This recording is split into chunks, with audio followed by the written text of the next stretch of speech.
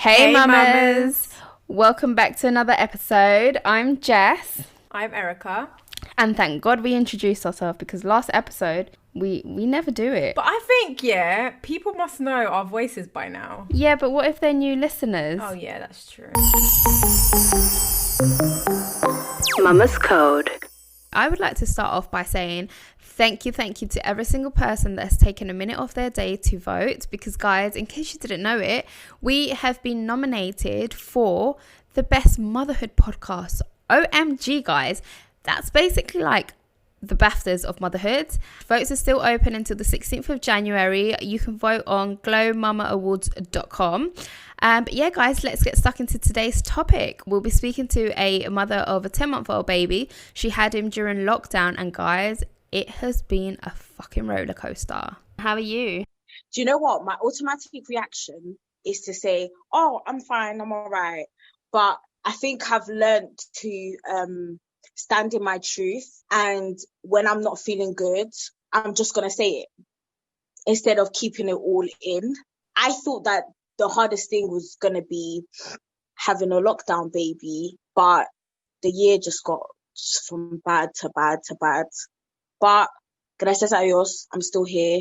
I've got a healthy baby. I have to count my blessings in that way. How was your experience in terms of labour-wise? Was your husband allowed in the room with you? Yeah, luckily. No, it's not luckily actually, because it wasn't for good reasons. But I had a consultant-led pregnancy, not a midwife-led pregnancy, because from about 5.5 months pregnant, we found out that my baby wasn't growing. And so we were referred to fetal medicine unit to do investigations, and they basically thought that my placenta wasn't working well enough, but they were trying to push me as far to my delivery date as possible. And so having a consultant-led pregnancy, you feel more safe. We had ended up being three really amazing consultants who were emotionally supportive and understanding of the fact that this thing's going on outside in the world, in the pandemic and whatever, that I'd had a hard pregnancy emotionally anyway.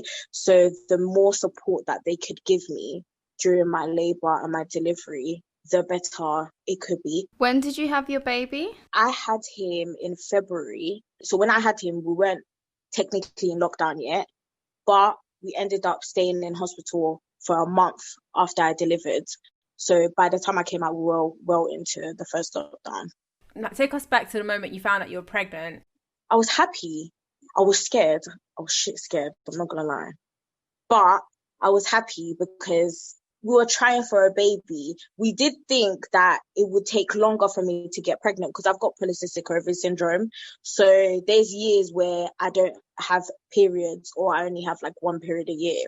And so before trying to have a baby, we were seeing my gynecologist anyway, just to do the checks to see if I was ready to go. And if not, to do a referral for the fertility clinic. And so finding out that, I was pregnant quicker than we thought, it was just, it was amazing. Like, it was a blessing. And then I'm not going to lie, it kind of went downhill from there. Did you have a nice pregnancy? Like, as in physically, not emotionally? You must be joking. You must be joking. What? I lost 15 kilos in my pregnancy. Oh my God. I vomited from morning to night. Before I got pregnant, I was overweight. So my symptom of polycystic ovary syndrome is I put on weight. There are some women that get a lot of facial hair or really bad adult acne. Mine was I put on a lot of weight. When I was in secondary school, I used to be like size 8, size 10. And then it was when I was 16, in 1 year, I went from a size 12 to a size 20. Oh my God. Like that quick. That's how I went to my GP and said something's got to be wrong. And that's how I got diagnosed for PCOS. So I was overweight, and you'd think that I'd be happy and the doctors would be happy for me to lose weight in my pregnancy, but it was so worrying because it was just such a rapid rate. and I wasn't eating anything, and they had to do referrals for a dietitian. The only thing I could stand to eat, literally a day, I would have a couple biscuits of, do you know Tucking biscuits? They're in a yellow packaging, and they're just salty like crackers. That's the only thing, because it didn't have a smell, and that was the only thing I could tolerate. So pregnancy wasn't even enjoyable, and then I had to stop working. I'd walk in, I'll never forget this. I was in Woods Green, and I was going into Morrison's. To go through Morrison's, you pass the bakery section, and as soon as the smell hit me, I started throwing up in the shop. And then from then it became I vomited in church. Like anywhere I can smell food, anyone's deodorant. Like I hated my boyfriend. He disgusted me. He smelled the sight of him. I was thinking, you fucking did this to me. Like I was so angry. Did you actually think, why the fuck did I do this? Like, I hate this. I don't want to continue. Oh yeah, in my head it was like continuous memes of have a baby, they said. It will be fun, they said. Pregnancy is cute, they said. You'll be glowing, they said. And I was thinking, what the hell is this? And for the first time in my life, I started developing like spots and acne. I was thinking, what? I have baby skin. I was like, oh my god, my whole body. And before, I did have stretch marks. I'm a big girl in it, but my tits stayed up a little bit. You know, I had some structure to my body. Everything just wasn't me. There's no other way for me to describe it. I wasn't me. And the worst, oh my God. Do you know what? It got to a point where I had to accept what pregnancy was doing to me. One time, I don't know where you lot are from, yeah, but I'm from North London, and I live near Seven Sisters Station, and it's a big, busy station. And I became, what do they call it? Incontinence? Yeah. I started weeing, like, I'd sneeze and wee. I'd laugh and wee. Like, literally anything can wee. And one time I was standing at the station waiting for my boyfriend, and I literally, with all of my might, could not hold in the wee. And I literally just said, God, take the wheel. I just stood there and pissed on myself. And you know the worst thing it was? It was summer, so everyone's out, and the wee made the longest trail you could see. And there was one man that just kept, when he was passing me, he just stood in front of me and looked at me. And he was like, okay. Like, because I was standing there so calm. Like, I would literally just making dead eye contact like this. And you never think I was pissing myself. But I just said, it's not in my control. I can't come and die because of wee. Did you have a bump so that people could be like, oh, okay, that's the reason? I thought I just looked like a fat blob. But now I look back on my pregnancy pictures, I did have a bump. But I did have the pregnancy thing for public transport. But either way, whether they knew it or not, I was like, fuck it. This is my truth. This is who I am now. I just piss on myself. I'm literally pissing myself. You've made me cry. What did your boyfriend say? He's laughing now. He's laughing. We couldn't do anything. He was like, mommy. I was like, I can't do anything. I can't. It won't stop. Like, literally, that was the conversation. He was like, pero mommy. Like, I was just like, okay. And then he ran to Tesco to go buy me cuckoos and baby wipes and new leggings. But my trainers were drenched in piss. Oh, so I had to take off.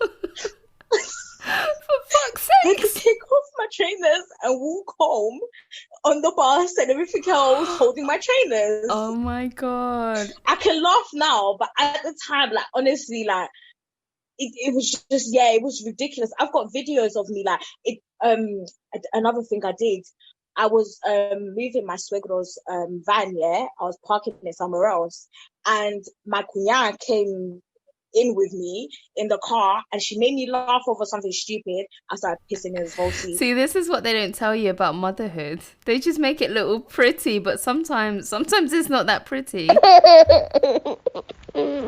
My pregnancy experience was horrid. I would go to the hospital every week for acupuncture because I had really, really bad back pain.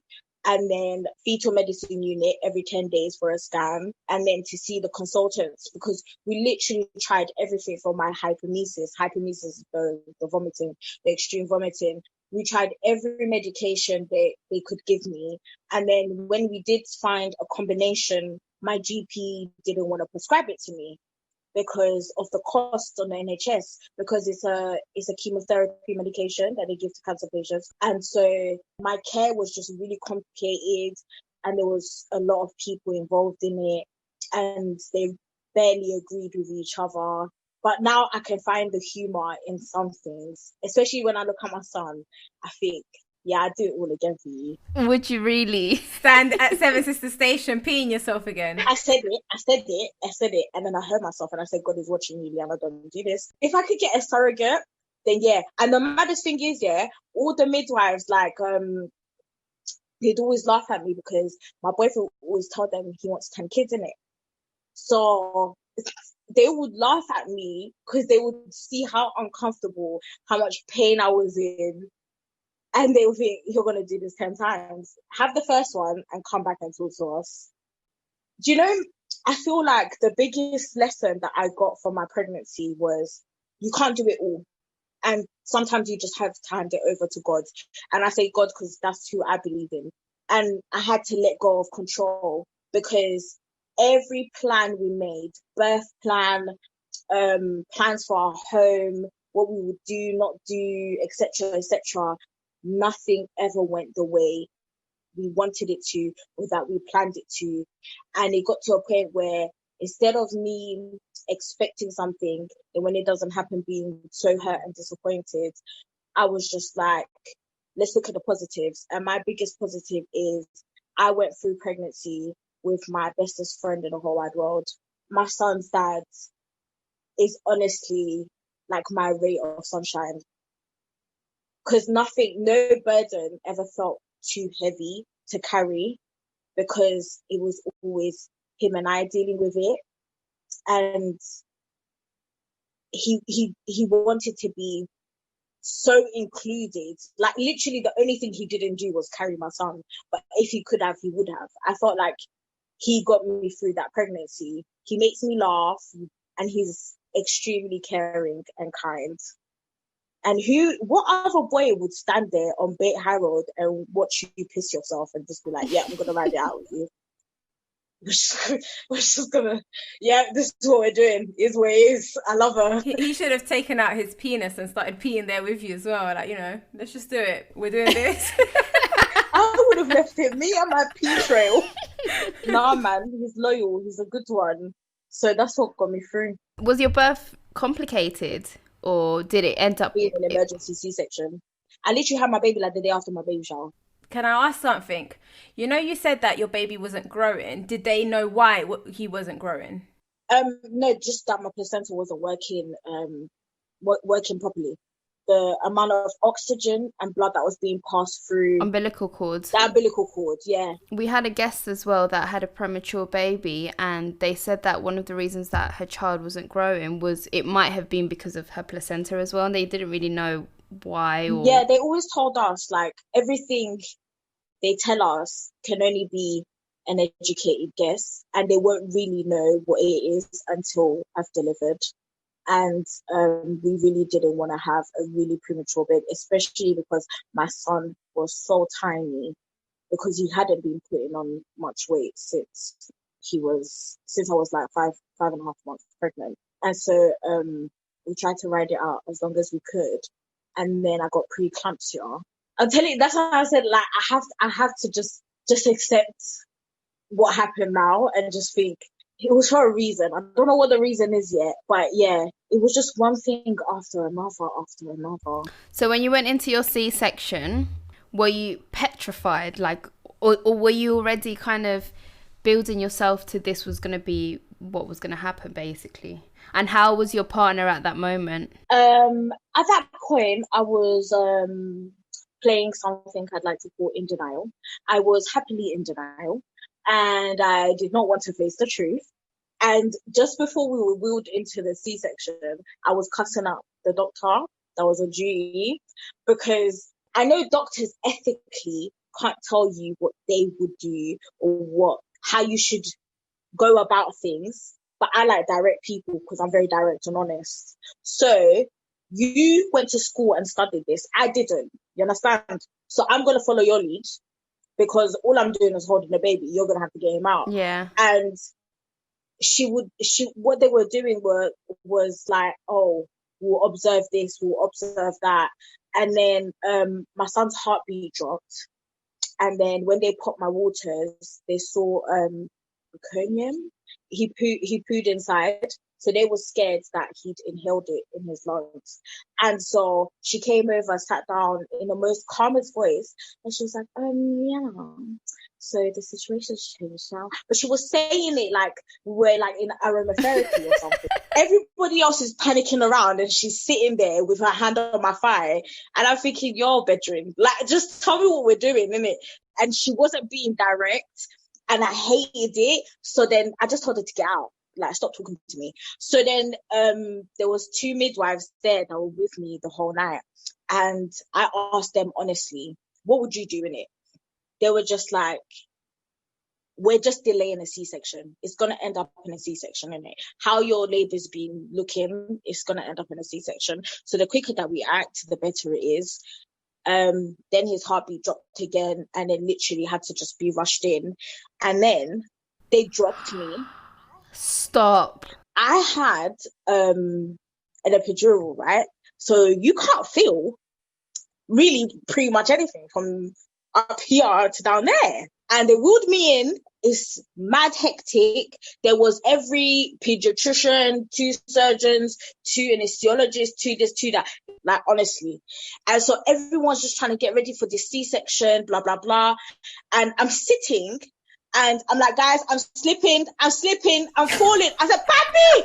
Like, literally, like, when I realized nobody's paying attention to me and that they're all discussing themselves.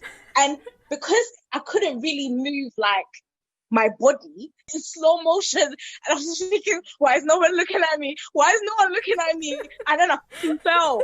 I was so pissed off. And I was like, I told you to grab me. Why did you listen to those my Buddha people? It was a mess. That's why I said, like, you just have to laugh. Like, you actually just have to laugh. This sounds like something out of a movie. I would pay any money to be in that room.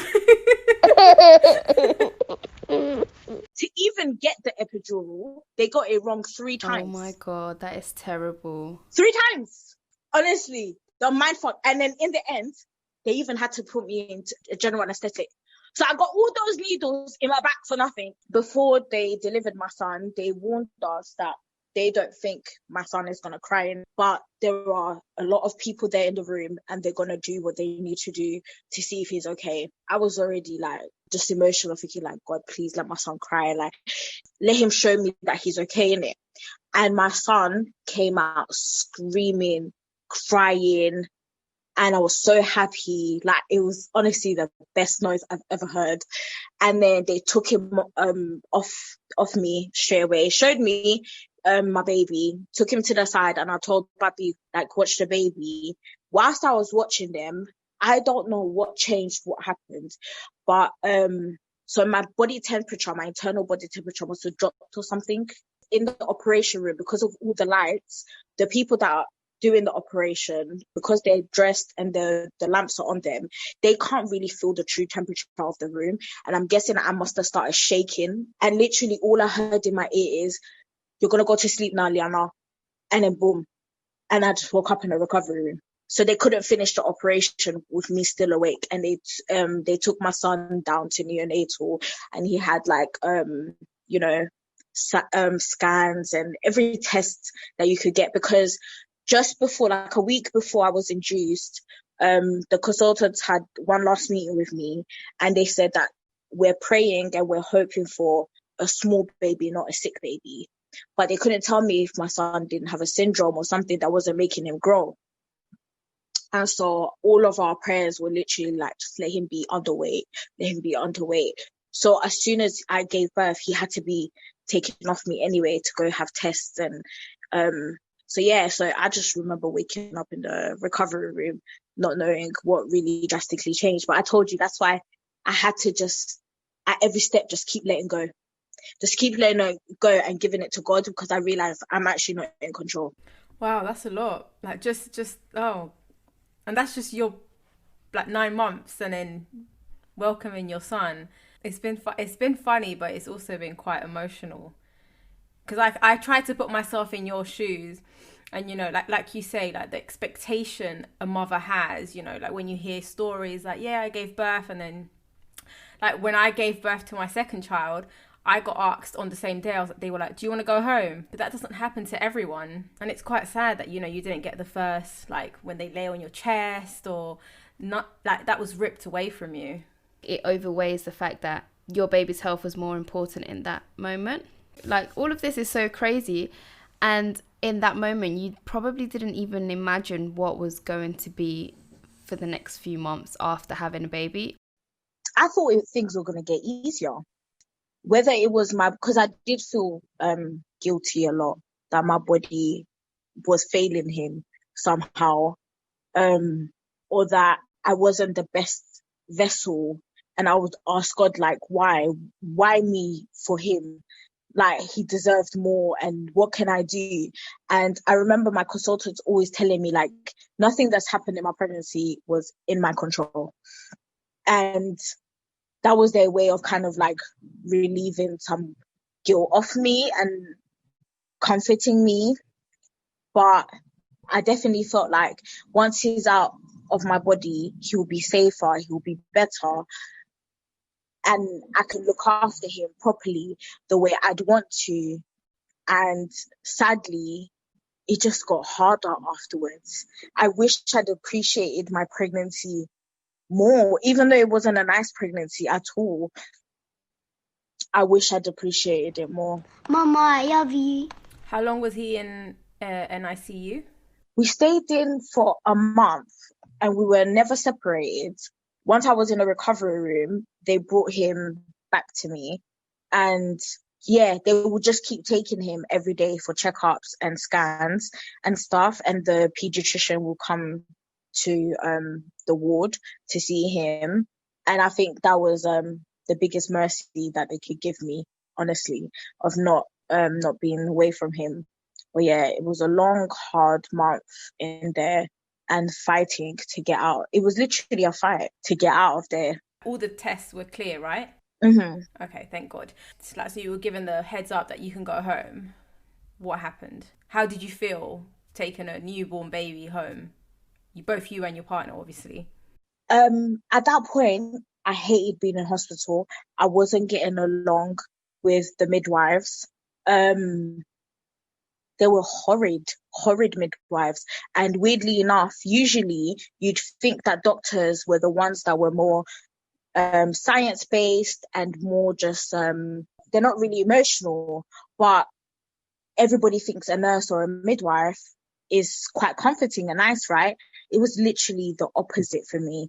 It was the consultants that were begging the midwives for us to be discharged and to go home. And especially because of COVID, the consultants were just like, there's sick babies on this ward. Like, Josiah could get something. And it was trying to manage me because of my C-section. I don't know what happened or what went wrong exactly in my, in the process of getting my epidural, but I'd lost the sensation on my right side of my body. So I developed a limp and I'd also, just lost sensation. So I had to use a wheelchair for a bit and do physio and stuff like that. And so for them, it was just like, well, how are you going to manage at home? Blah, blah, blah. So by the time we were ready to go home, I just wanted to be a mum. I wanted a fair go at being a mum, because being in hospital for a month is not really how I'd be a mum at home. It's not really how I'd look after him. And we'd experienced some sexism because, like I said to you guys, my son's dad has been my saving grace. He's naturally a compassionate and kind human being, and for him, he felt like, well, you carried my son and you gave him life and you've had an operation, because when you have a C-section, every day when they come to your bed, they're like, remember, it was a really big operation, you need to give your body some rest. Never mind the what's it called, the preeclampsia as well, the swollen legs, the migraines, all of that combined. So Darren would, I wouldn't even call it helping, because I feel like calling it helping is like, well, am I babysitting my son? Like, do you know when men do their fair share, people react as if like, oh my gosh, wow. Like everyone applauds them when in reality we went halves on this child. Like, Yeah, exactly. So with the hospital staff, they'd written somewhere in the comments and in their handover notes, they said that mommy needs to build more confidence, and that they've noticed that Darren is doing most of the changing the nappies and the feeding. And I was thinking, are you taking a fucking piss? If I was doing it, would anybody give me an award? Where's my award for carrying him then? Why is it a big deal, such a big deal, that it needs to be written, that must only mean that I lack confidence as a mom? Not that dad is actually active, because one thing, Darren was the only dad that was there from morning to night. Darren never left our side. Never. He never went home for that full month. Literally, you'd see him in a gown. He even borrowed one of the women's gowns. Like, he lived on the ward, like, seriously. And because we were there for so long, they also allowed us to have my mum come and stay overnight, and for my kunya to come and stay overnight, to give Darren and I some rest in the night. So I did notice that other dads would come at visiting times and stuff like that, whereas Darren moved in. But I didn't think that it was going to be met with judgment. Not like, oh, this is how it's supposed to be. And if we were friends and you'd had an operation and I came round to see you, I'm not exactly going to be letting you go around the house trying to get me a cup of tea and make food for me, am I? And you're hopping on one leg. No, it's common courtesy. So to him, she's had an operation, take it easy. You've got big swollen feet and headaches. Like, relax. Like, I can feed him and I can change him, innit? Yeah, I just felt judged. I'll never forget, like, actually walking out of the hospital. Like, I can still picture it, like, in my head, like, walking out of the hospital, because I never felt like I would leave there. And from when I found out I was pregnant to a month after I gave birth at that hospital, because we were there so often, Darren and I have a special bench that we would go to, especially after bad news. We'd get bad news and we'd just go sit at that bench and we'll just hug each other and just cry. And so every morning, even when I'd given birth, I'd go out to the special bench and I'd just sit there and I think, when is it over? Like, when am I officially a mom? Because it got to a point where I felt like everybody else, the professionals, thought that they cared about my son's well-being more than I did. And I wasn't given a chance to be a mom. So I was the carrier. And I say the carrier because in my pregnancy, I never had a say in anything. I just had to go where the best advice was. And every appointment, it was something different. And then when I gave birth, he's taken off me and it's a million people. I'm laying there on the operation table and I can see he's just surrounded by a million people. And I was thinking, oh my God, I wish I could touch him. Because I used to talk to him and we used to lay in bed together. And it was just him and I. And now he's out of me. I don't even feel like he belongs to me right now. Going home, it was just like, I'm ready to love you. I loved you anyway, but I wanted him to know I loved him. It didn't last long because we were only home for like 6 days and then we had to be admitted into hospital again. Do you know what? Sorry to cut you there. Like, what you've just said is, obviously we are all aware that once you've had a baby, we all become very delicate. The hormones, the change in our body, the fact that we are not one with our child anymore. The fact that you felt like this and you were made to feel like this in hospital, surrounded by medics that are aware that mothers can get postpartum depression, stress, anxiety. It's a bit shit that you've had this experience, because any other person might think, and I mean, it might just be the fact that the people that the medicals that were around you weren't the best? Our first night on the ward, one of the midwives, she'd read my notes. My file was so big, and she was giving me my morphine, and she was like, "Darling, have you ever thought about giving your son to your mum until he's like 5, just so you can get your health together?" And by the time he's 5, he won't even remember anything.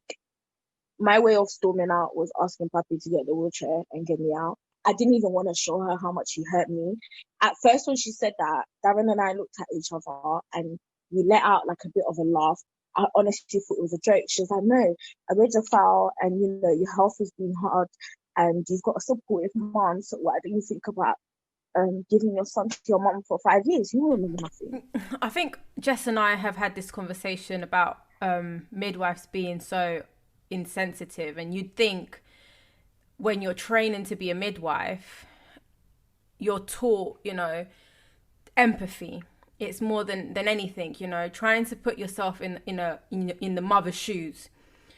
Like Jess mentioned, we go through so much hormonal change that we don't know how our pregnancy is going to go. And like you had a really difficult pregnancy and delivery. So for the hospital to kind of come back with these, it's just, I think this is what's frustrating, because like, say for me, when I gave birth, I remember when the midwife or the health visitor came like a few days after I gave birth. And I remember the first question she asked me was, "Do you have enough support?" And I was like, "Yeah." "Is your partner, present?" So which one is it? Do I need the support or taken away because my partner's doing a lot? It's just ridiculous. And I'm so sorry you've had to go through that. And like just that, when you're giving birth, you want to have such a beautiful experience, regardless of, how bad your pregnancy was. Just be kind, because you're going to change someone's mindset and everything. It's just that if you had a supportive group of people around you, i.e. like the doctors and the nurses and stuff, you'd feel that extra bit better.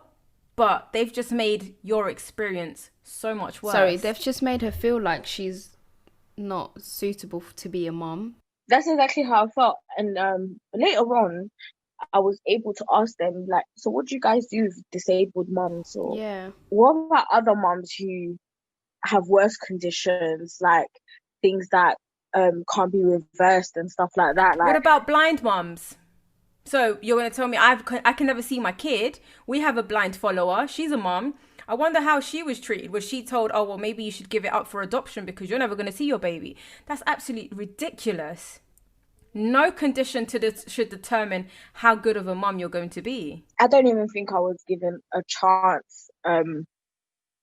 It was just assumptions, and it got so volatile that every morning the ward manager would have to come and literally mediate and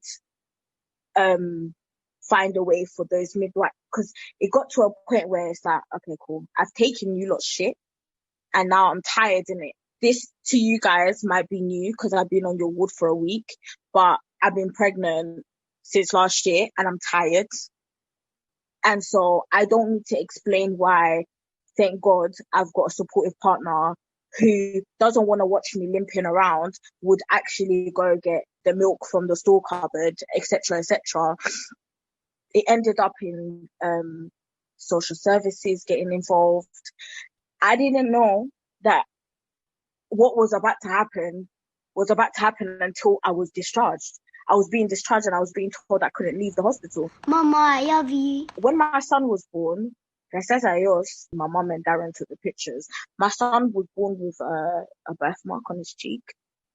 And obviously when children are born, the doctors record, how many toes, how many fingers, blah, blah, blah, marks, etc., etc. But it turns out they hadn't put this one. So 2 weeks into being on the ward, I got into an argument with a midwife. I was breastfeeding my son sitting on the bed, and you can tell somebody just had a shit day. I guess she wasn't in a good mood, and she was standing over me but talking quite loudly. So I told her, "Move away from me or leave my bae, because I'm breastfeeding my son." And it felt quite confrontational. because she felt insulted that I asked her to leave the bay, she was just like, oh, I needed to do the welfare check on your son anyway because I heard you dropped him. And I was like, yeah? And my first instinct was to laugh because it's like, you're taking the piss, right? But then now I'm riled up. So I asked Darren to take the baby. And I can't believe I'm in a bay with a midwife having an argument like we're in a school playground. Because now I'm feeling intimidating. You're standing over me, shouting at me while I'm holding my son. And I don't know if it was a mother instinct and you feel protected. It's like, can you move away from us? Like, I feel threatened and I'm holding my child. And then she said, oh, last week, Monday, you dropped your son. I didn't understand what the fuck was happening. And she was like, you know what I'm talking about, Liana, but if you're going to deny it, I said, if I'm going to deny it, so why did you not send a pediatrician? Why did you not do it in the handover notes, innit? So you're telling me I dropped my son a week ago, 2 weeks ago, and you're telling me about it now. So why didn't you come and make sure my son was okay? So I don't have to explain myself. I said, who told you I dropped my son? Who said it? She's like, I can't tell you.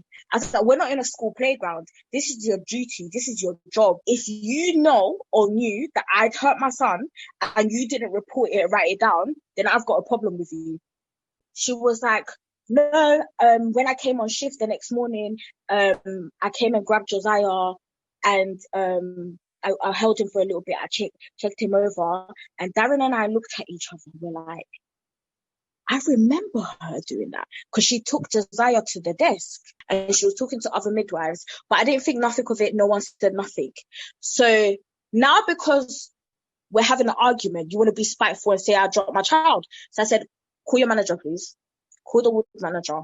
She started raising her voice. She was like, Liana, just stop it. I'm not stupid. We both know what you did, and I wasn't going to say anything about it. I wasn't going to bring it up, but you've been quite aggressive to me. I'm on my bed in my gown, breastfeeding my son, while you're standing over me, patronizing me, but I'm being aggressive. I'm telling Darren, go and call the ward manager. Go and call somebody. Because there's no way somebody's going to accuse me in a small room of dropping my son. And she was like, so, Liana, are you saying you didn't do it? I was like, are you taking the piss? Am I saying I didn't do it? Of course. Anyway, she refused to go get the ward manager. And at this point, she's left the bay now. And the other midwives are just like looking around like, what's going on here? So I go to the reception. It was some Nigerian midwife there. I said, Auntie, can you please call the ward manager for me? And the one that I just had an argument with that accused me of dropping my son, she stood up and shouted on a ward and banged the table. I said, I'll do it. Just let me do it. At that point, everybody looked at her like, I think you've forgotten where you are. And I told her, I was like, you're on a ward with babies. Calm down. You're being aggressive. And what's it called? She's still getting in my face. And one of her colleagues told her, I think it's best if you go to the break room. You need to go to the break room and gather yourself. Where's the professionalism in this? That's what I said. Like, it's like we were in the playground. Like, I didn't understand what was going on. The auntie called the ward manager. I waited. The ward manager came, said, what happened? I said, I need you to talk to one of your midwives and I need them to give you the name of the person that told them I dropped my son, when I dropped my son, where I dropped my son, and what injuries he had. Because on this ward, you guys know a pediatrician makes rounds every morning. Yeah? Every single morning. So if there was something wrong with my son, if there was a report that something happened or he had a bruise or whatever, I want to read the reports now. So then she's like, Liana, calm down. I'm going to ask her, like, who said what? I said, no, but I'm not doing this gossiping thing. Like, you lot are really, like, playing with dangerous things. If I wasn't good for my son, I would be the first person to say it. So to think that somebody could so vindictively say that I hurt my son, like, I didn't even understand what was going on. So then the ward manager went, done a meeting with all of them. Can you believe this woman still could not say the name of who had told her that I dropped my son? I said, but this isn't gossiping stuff. How are you, as a midwife or a nurse, you're meant to safeguard children, even vulnerable adults. How are you telling me that you knew I hurt my son 2 weeks ago and you had not reported it? It got stupid. Like it got so stupid. They had to take her off shift. They had to take her off that ward. And then I realized which one of the other midwives had been gathering and gossiping with her. What's it called? And whatever tacked out, and I don't know what games they were playing, but I'm not involved in it. You lot are not involved in my care and my son's care. I don't care. I'm still his mum. You lot are not caring for him no more. But get me away from these vindictive, vicious women, disgusting women.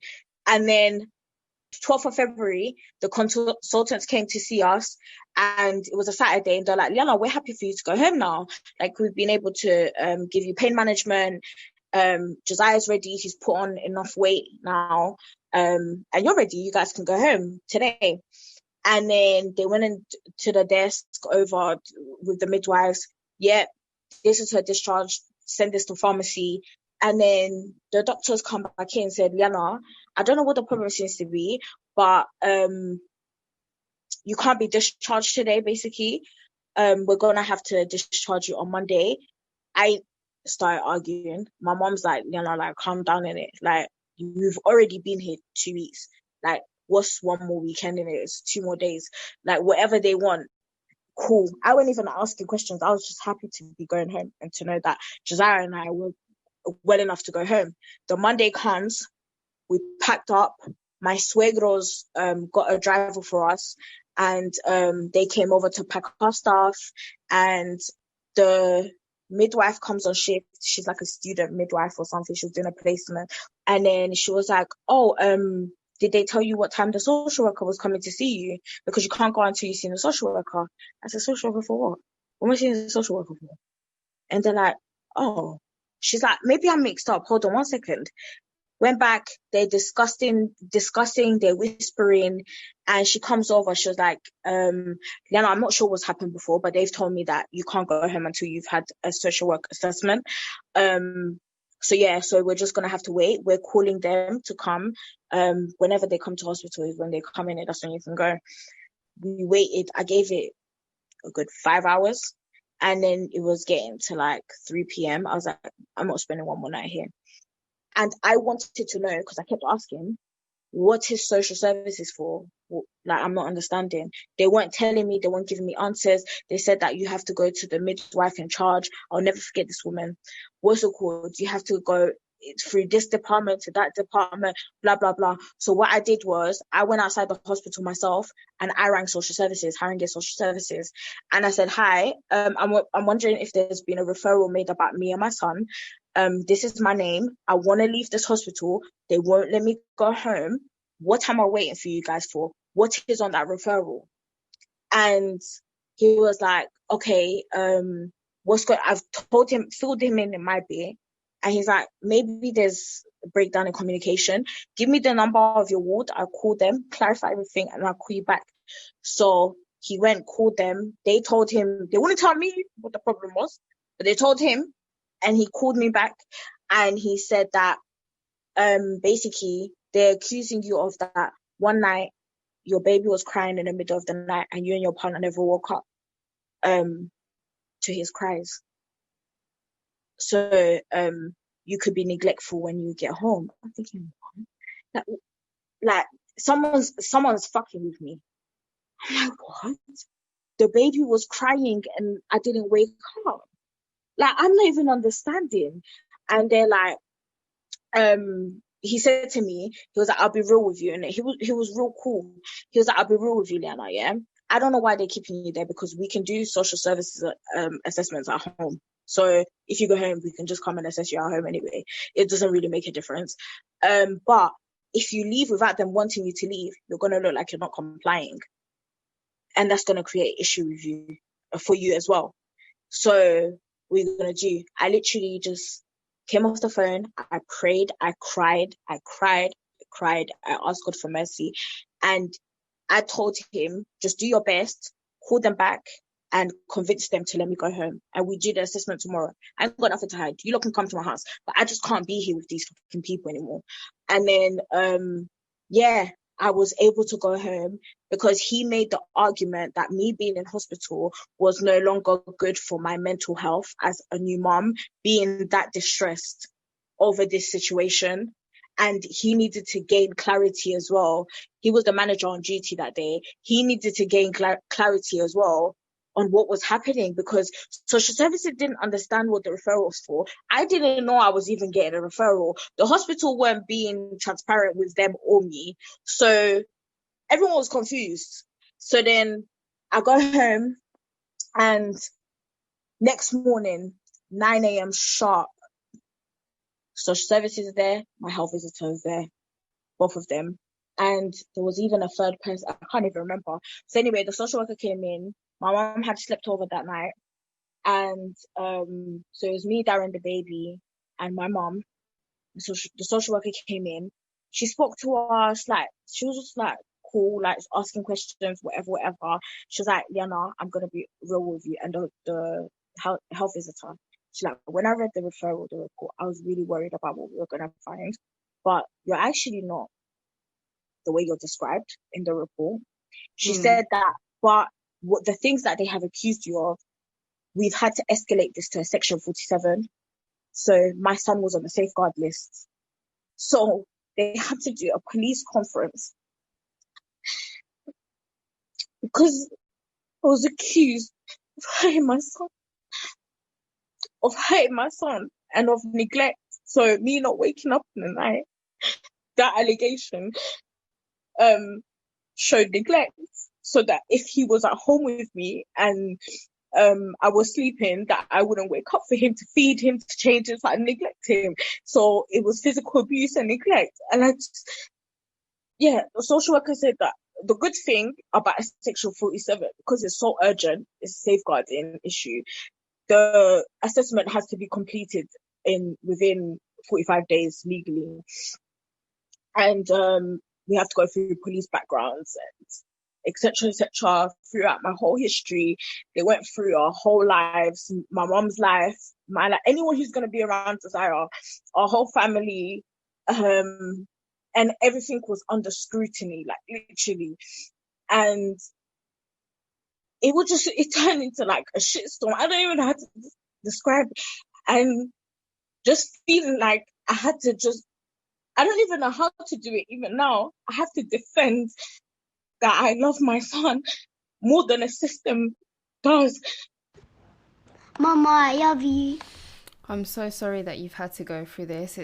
Honestly, the first month as motherhood shouldn't be anything near what you've experienced. We spoke to you a bit about your background before recording the episode, and obviously you told us that you experienced postnatal depression.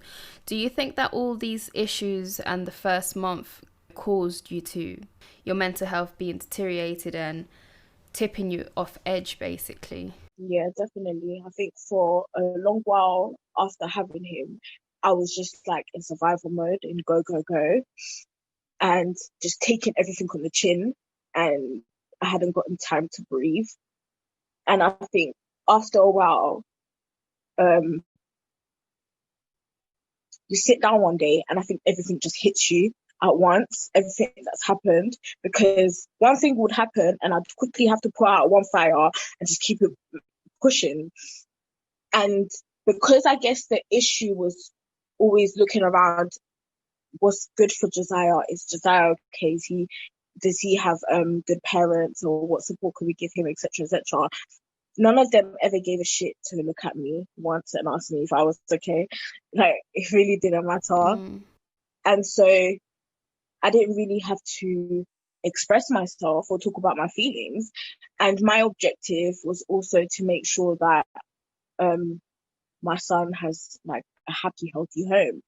And at some point, it was in July. So like I said, things just kept happening. I have to just keep pushing. In July, I witnessed a shooting outside my house. And I had to go out and help my neighbor. It was my neighbor. He was shot in the head and he was shot in the arm. God. And I saw it when I was cooking dinner. I was in the kitchen. And Josiah had to come back home from staying at the weekends on my mom's. And I ran out like in my pajama with my deaders out and everything, and to help my neighbor. I rang the ambulance, but obviously because it was a shooting, armed police turned up first. And while I was on the phone to the ambulance, because I had to stay with him, with his body, not that he was conscious, I had to stay with his body and just tell the ambulance what was happening. And literally, I turned around, I'll never forget this. I turned around and a gun was pointed at my face and he was shouting and dropped down. Oh my God. And literally, I was on the phone, like, imagine doing this and then you just feel someone behind you go like that and it's just a gun right here. And to drop to the ground. That whole night, that whole situation, it ended up being 3 other boys were shot as well. 2 of them had jumped over my gardens in adrenaline to run away. My neighbor was the one that was like the most hurt, so he didn't get to run away. But while the police were securing the site, they heard noises coming from like our bushes and stuff, and so they tore down the fences and found 2 other boys that were shot. So anyway, that whole night, Darren was with the baby, and I was with my neighbor's mum and dad, just getting the information about the police, just trying to be there for their family, their brother, etc., etc. And it was the first time, like, I've grown up in Tottenham ever since I moved to the UK, innit? So to me, like, Tottenham is just like, okay, cool, like, it's just another place.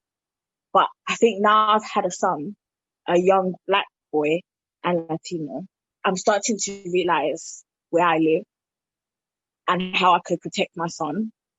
And then I'm going through the first feelings I felt when I gave birth, like, how do I look after you now you're not inside me anymore? And so after that shooting, I didn't sleep for like 5 days straight, and the GP had to give me sleeping tablets because I honestly had to get rest.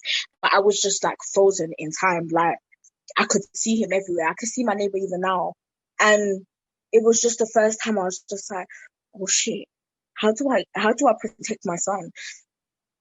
What if that was my son? Like, what would I do? And just so many things. And then, so that was July.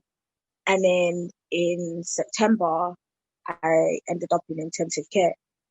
I had kidney, liver, and thyroid failure. And by the time the ambulance came, I was minutes away from a heart attack. I don't really remember. The last date I remember is August 11th, consciously. And then from August 11th to about the end of September, the doctors, the nurses, my family, and my friends, they fill me in on what happened because my doctors call it, I was in delirium. So it's when I look like I'm conscious, like I'm there, but I'm delirious. And so I'm not aware of my environment and stuff. I don't know what happened in my pregnancy and giving birth that we missed, that my organs were failing. I don't know what happened and why it happened. All I remember is just waking up. So yeah, so then I was away from my son for a month, and now I've come home, and whilst in hospital and coming home, my health visitor, we talked, and I was honest with her, and I'm just like, yeah, too much has happened. Like, I can't keep doing the getting up and moving on and just brushing one issue to the side and keeping it going. Like, I'm starting to feel like I can't breathe, like, in my own skin, and I'm starting to feel like I'm gonna miss important bits of my son's like life because I'm just not there emotionally and mentally. Gracias a Dios, my son is like a happy boy, so smiley, so playful, so loving. He's fine. I had to just realize that I can't keep picking things up and moving. I have to be honest with myself and say that I'm struggling. Did you go to the GP and get diagnosed, or were you referred? I just picked up the phone one day and just rang my health visitor. During everything, my health visitor has really been the one person that I feel like is in my corner. And she sees me as a human being and she hears me. And it's not just about a case. And she's very honest and straightforward. And I feel like I could trust her because obviously she was with me through all those social services meetings and blah, blah, blah. And she always says, you know, she's got no concerns about me at all as a mum. and we have a really close relationship because of the whole social services stuff at the beginning. Her and I ended up, I know some people say they only see their health visitor like a couple of times a year. I see her every few weeks, and I talk to her every week just to update her. She's really just, yeah, supportive. And in the end, like I said, the social services case was closed because Whittington couldn't give any evidence of what had happened. And because of the pictures we'd taken of Josiah when he was born, it was clearly shown that he had the little mark there when we were in the recovery room before we were on the ward. So I couldn't have hurt him on the ward. So it ended up being closed anyway, but it was 5 months too long. And yeah, so I just talked to my health visitor, and she also just recognized that, because she told me she's been a health visitor for 35 years, and she said, she was like, you know, being a new parent is hard anyway, Liana, but what you're going through, I've just never seen with a family before, like one thing after another. And so she always just makes it a point to like, are you okay? Thing is, and I think you said it at the beginning of the episode, was that it takes a lot for a mom to ask for help. I think as women, we like to do everything we like to take pride in doing that before asking anyone for help, which is, it's bad sometimes, because this is why we get into these situations that we can't cope anymore. And just because there's such a stigma around it, because, you know, you get people thinking, oh, well, she can't cope as a parent, or and especially if you've had services and people in your child's life involved anyway, you're going to be thinking, well, I'm already being judged for the little things I do. Yeah, exactly. I can't admit weakness. But yeah, no, the only thing I'd ever really heard about postnatal depression was things that we see in the media, in newspapers, or on like shows like Loose Women being discussed, of when women have dark thoughts of hurting themselves or their child or anything, and all that stuff. But for me, I didn't have that. I didn't have any feelings of hurting myself or my son. It was getting harder to paint a smile on my face every day. I started feeling like I wasn't as present emotionally for my son as I could be, because I'm so worried and I'm in so much pain about other things. And so one day, literally, it was him and I, he was just playing, and him and I was just looking at each other, and I looked at him and I thought, I honestly owe you to be the best person I can ever be. And right now, I don't feel like the best person. I feel tired. And I feel a bit defeated. And I feel like I can't breathe in my own skin. That's literally how I describe it for me. That's what postnatal depression feels like. It feels like I can't breathe within my own skin. And so I literally just I put him in his bouncy chair, and I went into the bedroom and I just rang my health visitor, and I was just like, Monica, like, I don't feel good. I don't feel happy. And I want to be happy. I want to enjoy him, like really enjoy him. We did a bit of talking about it a couple times, of her just asking me, okay, so what's the feeling today? What's the feeling then? And her biggest thing with me was, she felt like no matter how many times she tells me that I'm a good mom and that I'm doing the best I can for my son, she doesn't think that I would ever believe it from her. And so I need to have therapy. As she suggested, it's a parent and infant psychology organization. And so they do therapy. I didn't know therapy for babies existed. And yeah, she asked me if it was okay to make a referral. And she made a referral. And yeah, never gone back then. And then I contacted my GP to let her know this is what's been going on with my health visitor and I. This is what we've discussed. And I think I might need medication because I'm not sleeping, I'm not concentrating, and I'm more jumpy and just, not feeling good. How was your partner taking all of this? Was he aware that you were feeling like He would this? say that I was more like snappy with him, but I've got a little bit of attitude anyway. So we'd made an agreement in my pregnancy. We'd made an agreement that if he ever feels like my mental health is getting in the way of the way I'm making decisions, especially, I was giving him permission to kind of override me and seek help for me if I don't recognize it myself. I'm quite a self-aware person and I'm quite an honest person with myself. Anyway, I don't think anybody can critique me harder than I critique myself. But yeah, so I gave him that permission and he'd kind of just see things. And I think he would talk to my mom, and he also had a good relationship with my health visitor. And so that's who we trusted. Our support system was my my son's dad, my mom, and my health visitor, and my GP. I had my GP because she's known me since I was like 8, 9 years old. He knows he can always say, you can call Monica and just let her know, yeah, Liana's not doing good, blah, blah, blah, blah, blah. As long as it's for my own good, I wouldn't have minded. Has therapy worked for you? See, I'm smiling even thinking about her. Our therapist, she's my babes. She's got the most sweet and gentle voice. I was weary, like I said, because of the baby thing. I didn't know babies, because she insisted, like, for the sessions, just I have to be there, innit? And it's because of COVID, it's Zoom sessions right now. And I'm just like, what are you going to do with Josiah? You know, I'm just imagining you putting Josiah on the sofa and her just asking him, so Josiah, how has your day been? Literally, she comes up to the screen, she's like, hey, Josie. Hi, Josiah. Are you a happy boy today? And I'm thinking, we're wasting precious time here. We're wasting a good 15 minutes on a little boy who's not going to respond back to you, really. But they've been like a weight off my shoulder.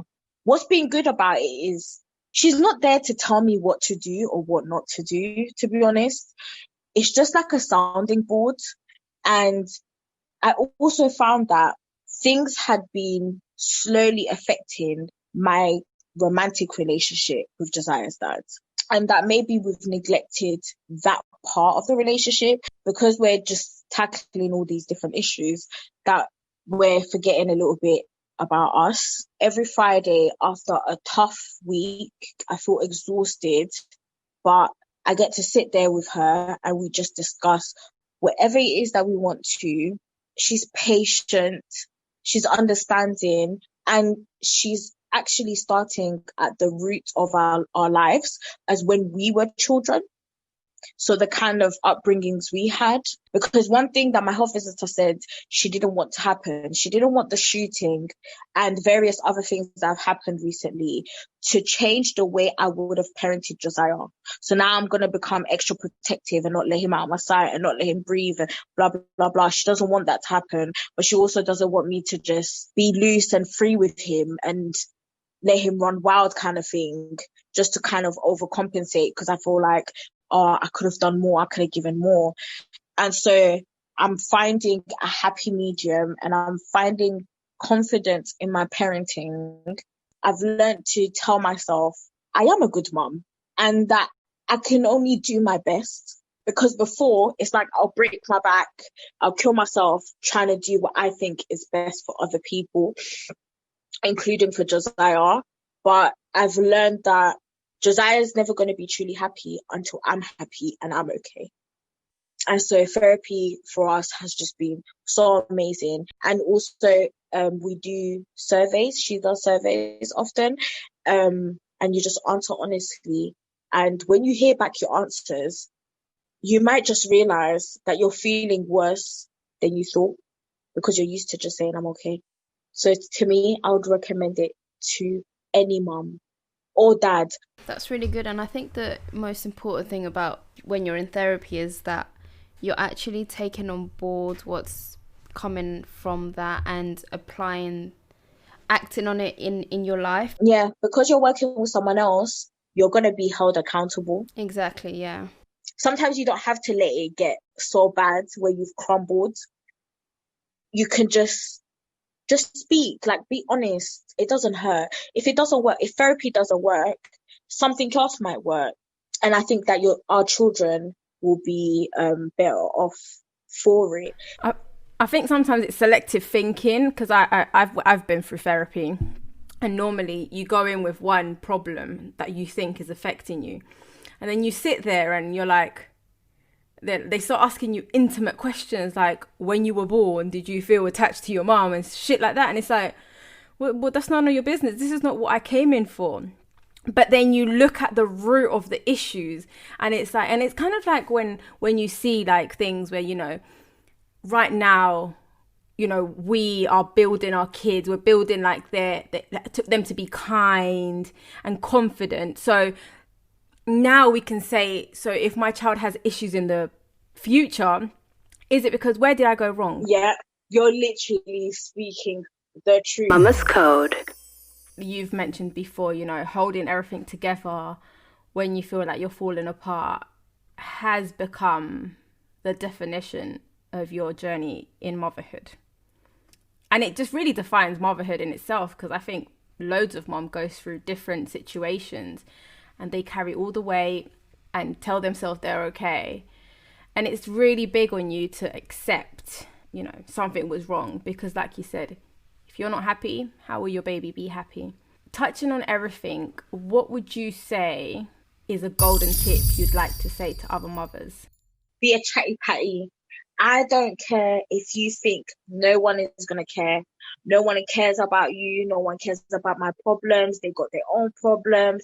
Blah, blah. All the things that we say to ourselves to kind of belittle our issues and our pain and make it seem like, well, someone out there has got it worse. That's one thing I've learned to stop doing to myself, because before I'll just take pain and think, well, gracias a Dios, like I'm not worse than this, and there are people going through worse. No, now I stand in my truth, in my pain, and I've learned that there really is another side. There is another side to the tunnel. I've just got to firm it and go through it. And this will be my testimony one day. 10 people might reject you, but there could be one person at a bus stop or whatever that just notices that you're sad, that just stops you and says, you're right. And you can relieve yourself of all those feelings.